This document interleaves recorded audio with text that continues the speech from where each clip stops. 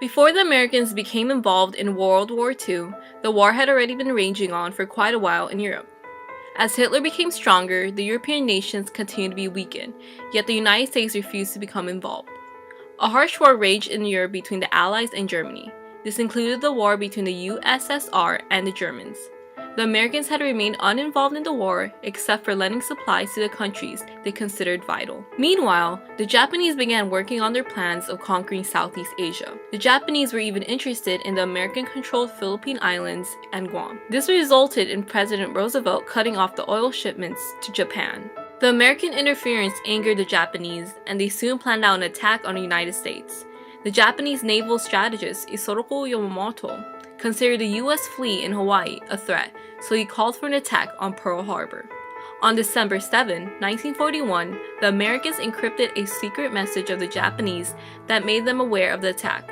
Not knowing when the Japanese were going to hit, they couldn't prevent the attack that took place. On this date, which will live in infamy, the Americans lost 2,300 citizens. If that wasn't bad enough, 1,100 Americans were wounded, and 16 ships were either sunken or damaged. To say the Americans were enraged was an understatement. A few days after the attack, Roosevelt got permission from Congress to declare war on Japan and its allies. The United States was now officially involved in World War II. The months that followed weren't all that great for the Americans and their allies. They were being defeated in both the war in Europe and the Pacific. In Europe, the war with Germany, especially between the Germans and the USSR, was really bad. The USSR was enraged that the Germans had tried to invade them. The Americans had their hands tied with fighting a war in the Pacific and aiding the war between the USSR and Germany. The war was elongating itself, and a lot of lives, supplies, and money were being wasted. But what if, after the Pearl Harbor attack, the US had concentrated on defeating Japanese and left Germany and the USSR to fight it out?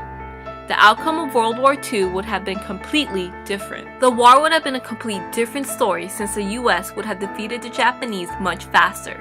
Since the Americans would have all their soldiers, supplies, money, and attention on the war between them and the Japanese, they would have much more resources in order to defeat them.